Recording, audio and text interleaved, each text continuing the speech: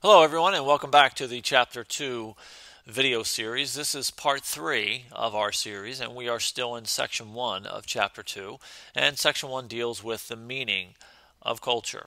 Today's video is going to focus on the 5 basic components that all cultures share around the world. Even though the details are going to differ based on the groups of people involved, these 5 components are seen in every culture: technology, symbols, language, values, and norms. So let's take a close look at each one and give some examples.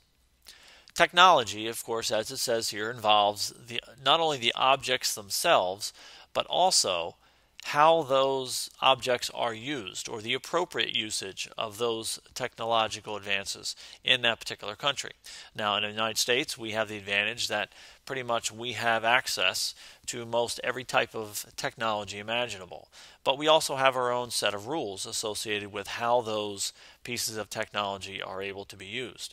Other cultures around the world may not have advanced or as much advanced technology as we do, and of course their acceptable usage policy may be different. I give students the example that in schools, most every student is going to have some form of a cell phone, but every school might differ in terms of the rules. Do we allow kids to use them all throughout the day? Do we only let kids use them in the cafeteria or the classroom and study halls? How a school decides to use that technology makes that particular school a little bit different than some of the other schools, and therefore each school is going to have their own culture, part of which involves technology and the acceptable usage of that technology. The second component is symbols. Every culture out there has their version of symbols, and a symbol is anything that represents something else. All these photographs represent symbols in our country. A simple handshake is a symbol of agreement, or a welcoming, or basically a positive way of introducing yourself. And so it's not just two hands meeting, it has symbolic meaning to the people involved. Lincoln's Memorial is not just a piece of marble that has been carved out. People don't just go to see this sculpture because of the beautiful marble. It has meaning to it. It symbolizes freedom and liberty, freeing of the slaves, democracy. There's a lot of meaning behind that, which is why people visit that type of monument and many other ones as well. A class ring. Students do not just purchase a class ring because of the value of the metal and the stone in the middle. 40 years from now, when they look back on that class ring, that ring has memories. It has meaning. It's symbolic of their days in high school, their friends, their classes, their teachers, activities they belonged into. So it has a lot of symbolic meaning, which is why people get a class ring. Thumbs up. A thumb up in America is generally going to be a positive symbol. In other countries, that is, in some cases, a pretty obscene gesture, depending on the type of culture that you're in. So basically, every culture is going to have their version of symbols and various meanings of that symbol. Language is another component. Certainly spoken language is going to be a big part of a particular culture, but there's other forms as well. Written language is another example. It can involve, as it says there, speech, written characters, the numeric system that the culture uses, various gestures, certainly nonverbal communication. Throughout our day, we give a lot of nonverbal feedback in our daily interactions with other people. And in our country, there is a general understanding of what that nonverbal communication actually means. And people of other cultures are going to have, in some cases, a very different set of nonverbal communications, which may not be understood by Americans.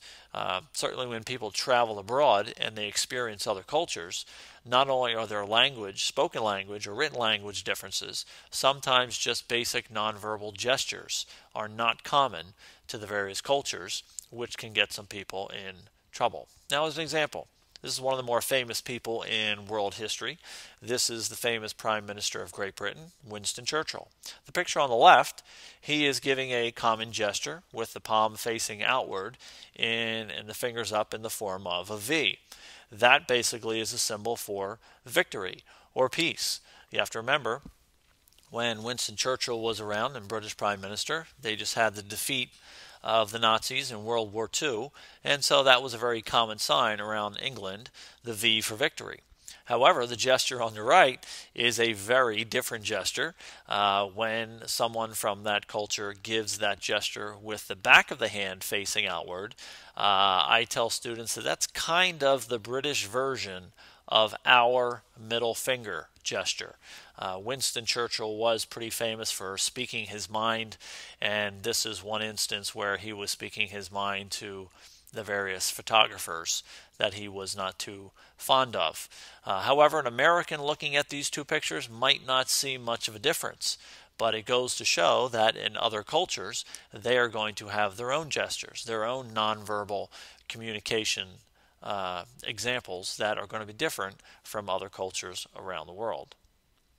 Values are a big part of any type of culture, and values, as it says here, are anything that is considered good or bad or desirable or undesirable, improper, inappropriate in a particular culture.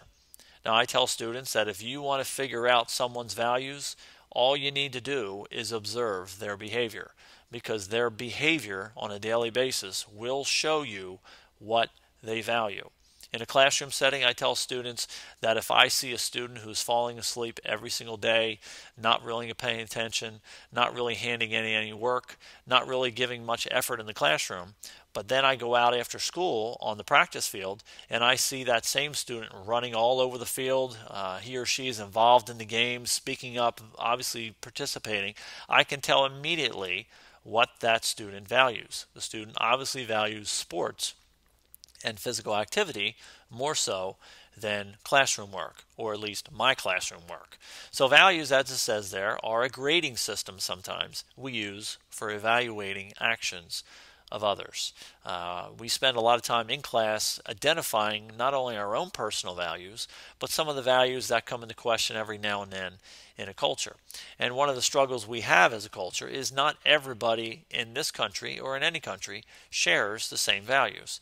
And some of the main controversies that we have in our country, either politically or socially, sometimes come down to differences in values.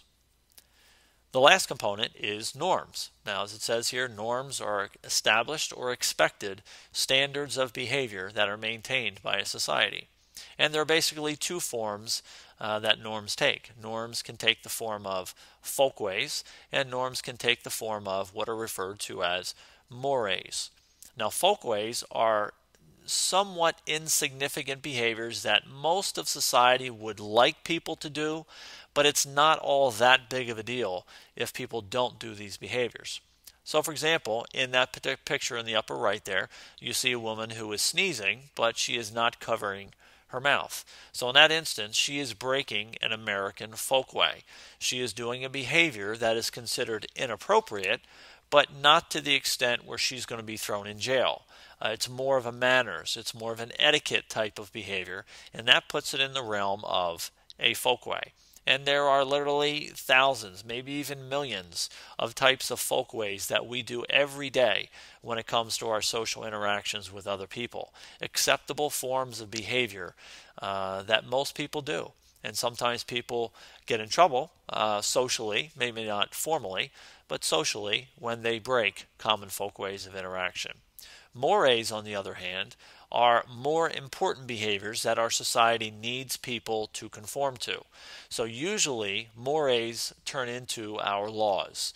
And if people break certain behaviors, break certain rules of behavior, many times that will result in some sort of fine, penalty, jail term, or possibly the highest form, which would be the death penalty. So all those that tend to have a formal sanction, a formal punishment, or formal reward attached to them, those generally come into the form of mores. So those are the basic 5 components of culture. And that, folks, is going to wrap up part 3 of our section. Next time we come back for part 4, we'll be getting into section 2 of chapter 2.